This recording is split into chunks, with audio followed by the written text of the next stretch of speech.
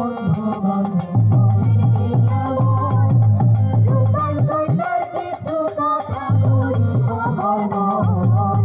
জীবহিব দুঃখের কথা কইতে পরাণ কাঁদে বন্ধুরে।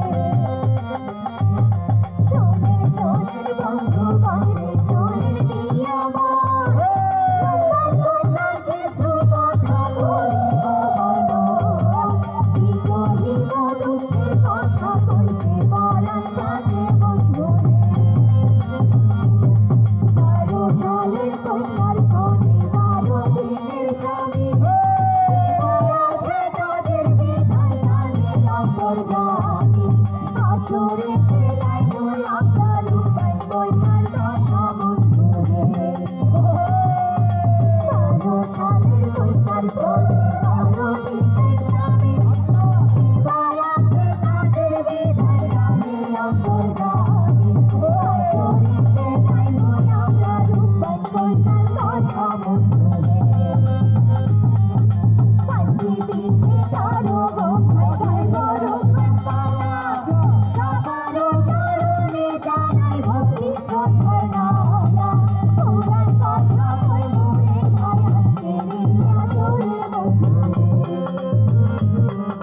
পাঁচটি দিনে তারো গোপাই গাইব রূপের পালা, সবার চরণে জানাই ভক্তি শ্রদ্ধার নালা। পুরাণ কথা কইব রে ভাই আজকের এই আদরে বন্ধুরে। শোনেন শোনেন বন্ধুগণ রে শোনেন প্রিয় মন, রূপার কন্যার কিছু কথা করিব বর্ণন। জীবহিব দুঃখের কথা কইতে পরাণ কাঁদে বন্ধুরে। জীবহিব দুঃখের কথা কইতে পরাণ কাঁদে বন্ধুরে।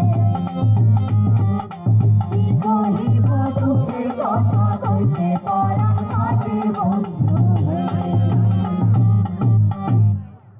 চন্দ্রপুর রাজ্যের বাদশা। আচ্ছা আচ্ছা আচ্ছা, সে ছিল একজন বাদশা, তাই নাকি?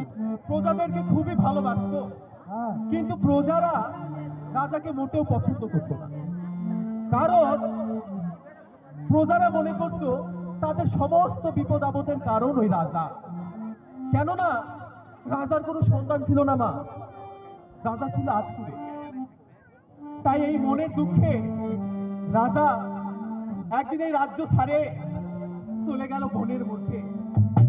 সেই গহীন বনের মধ্যে গিয়া এক দরবেশের দরগায় হাজির হইল।